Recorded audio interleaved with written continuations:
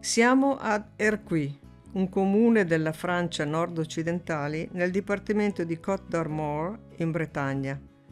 Erquy ha una popolazione di circa 3.900 abitanti. Abbiamo fatto sosta in questo bel campeggio pieno di verde e dopo aver messo il camper in bolla ci siamo diretti in bicicletta verso il centro per vedere il faro e il porto.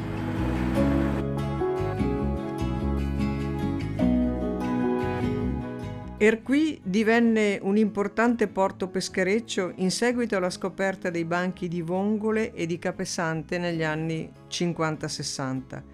Da allora viene considerato uno dei porti di capesante più importanti d'Europa.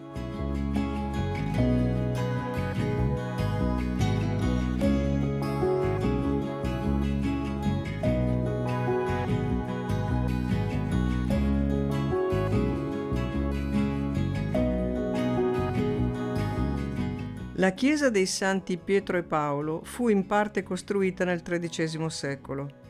Ha continuato ad essere rimaneggiata nei secoli successivi. Chiesa rettangolare a 3 navate, la struttura della navata vista dall'interno indica un'origine romanica. La pala dell'altare maggiore del 1718 è in legno dipinto e dorato. Al centro della pala è rappresentata l'Assunta. Nelle nicchie San Pietro e San Paolo e in alto San Sebastiano e San Nicola. Un'altra pala d'altare del 1727, anch'essa realizzata in legno dipinto, finto marmo e dorato, rappresenta un episodio della vita di Saint Mathurin nel IV secolo.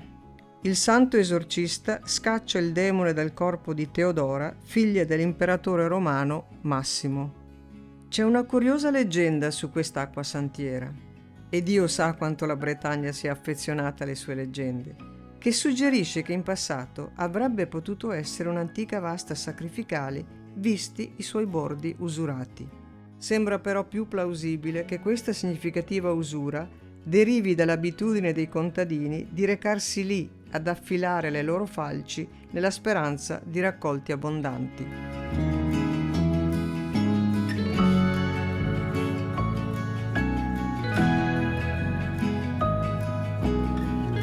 Vento terribile anche qui, però adesso vi facciamo vedere una bella spiaggia che si chiama Spiaggia de Montier e siamo qui a Erquy.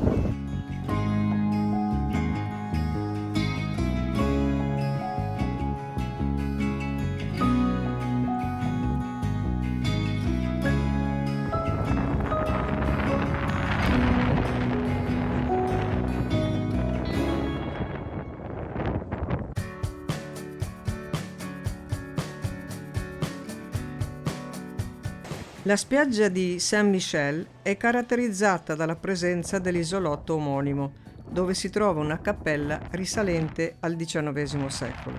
È accessibile a piedi con la bassa marea.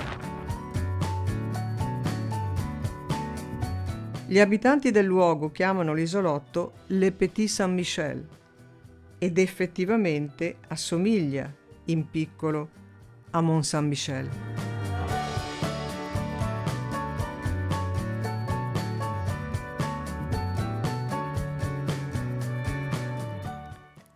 Cap Fréhel è la parte più occidentale del Golfo di Saint-Malo e da questa posizione possono essere intraviste nelle giornate chiare anche le isole di Jersey, che sono inglesi ma comunque fanno parte della piattaforma francese. Il faro di Cap Fréhel è un signor faro. Ha un'idea di imponenza ma anche di paternale, di riferimento per gli altri fari. Non solo è alto 105 metri ma è supportato da 2 costruzioni laterali, 2 ali in cui vi sono attività di tipo scientifico per lo studio della meteorologia e formativo. Infatti il faro è normalmente aperto al pubblico per delle visite guidate. Purtroppo al nostro arrivo il faro era chiuso da 1 settimana per manutenzione straordinaria.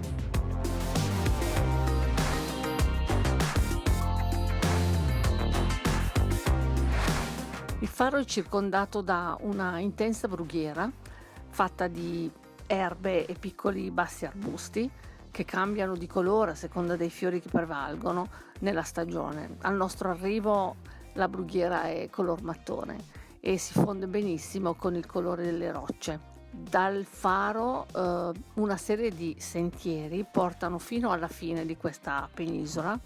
I sentieri sono piuttosto definiti ed è indicato rimanerci per mantenere e non calpestare proprio quelle flora tipica che è in ripopolazione, se così possiamo dire, come attività del Consorzio del Litorale. È indicato rimanere nei sentieri non solo per la flora, ma anche perché, non essendoci protezioni, alcuni percorsi possono essere pericolosi, esistendo anche delle forti folate di vento improvviso che possono esistere. Nelle nostre immagini si vede perfettamente che il vento quel giorno era veramente forte.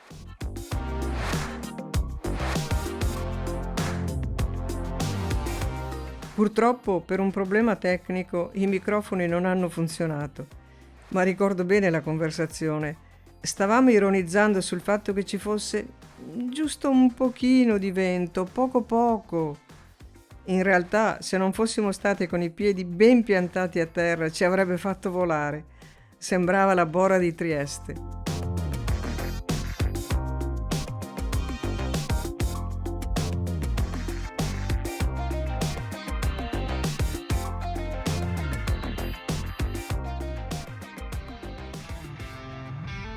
A pochi chilometri da Cap Fréhel si trova un sito storico turistico che merita, oserei dire, impone una visita.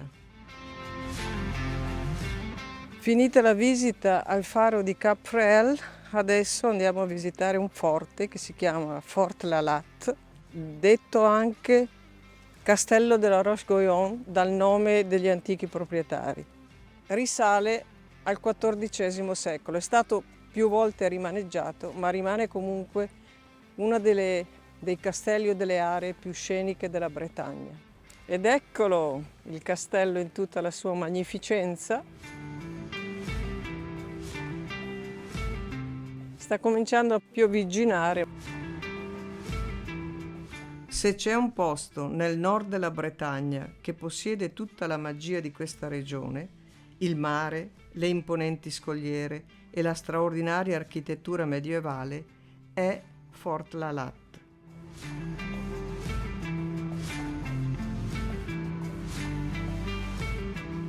Delimitato da scogliere che lo proteggevano da possibili invasioni marittime, era di difficile accesso anche dall'entroterra, e questa è la ragione per cui fu eretto in quel luogo.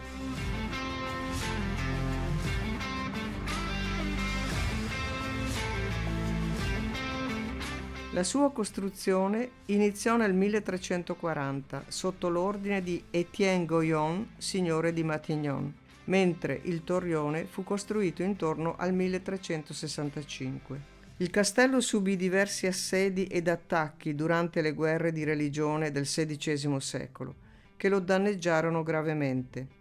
Questo stato di deterioramento attirò l'interesse di Luigi XIV, che incaricò Garangeau di trasformarlo in un caposaldo di difesa costiera tra il 1690 e il 1715, garantendone così la sopravvivenza.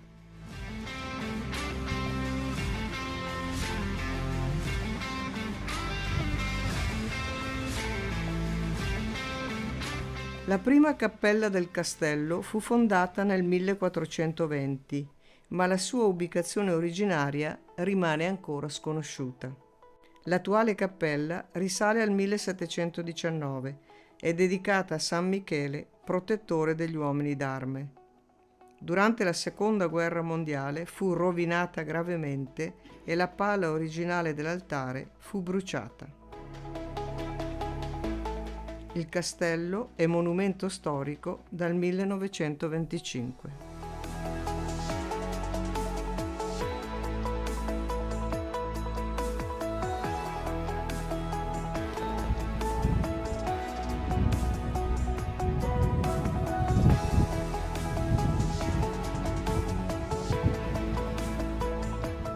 La vista dal torrione è fantastica, ma salire fin lassù è stata un'impresa.